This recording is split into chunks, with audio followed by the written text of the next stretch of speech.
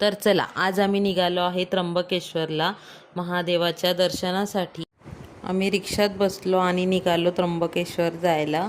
जाता जाता वातावरण इतकं छान झालेलं होतं, आजूबाजूला डोंगर, हिरवे झाडं आणि पावसाचं वातावरण होतं, त्यामुळे इतकं छान वाटत होतं। एवढ्या छान वातावरणातून आम्ही पोचलो त्र्यंबकेश्वरला।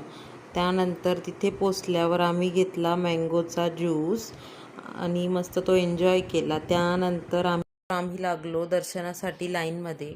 लाईन एवढी लांब होती की सुरुवातीला आम्हाला वाटलं की जास्त काही नसणार, पण आम्ही जेव्हा लाईनीत उभं राहिलो, बघता बघता लाईन अजून वाढतच गेली। असा 2.5-3 तास प्रवास आम्हाला चालायचं होतं। त्यानंतर आम्हाला दर्शन मिळणार होतं, पण देवाच्या दर्शनासाठी एवढं चालतं। आमचे लहान चिल्लेपाल्ले पण मस्त एन्जॉय करत होते। त्यानंतर 2.5-3 तासानंतर आम्हाला देवाचं दर्शन करायला मिळालं। देवाच्या गाभाऱ्यात अलाउड नव्हतं शूट करायला, त्यामुळे पुढे मी शूट नाही केलं।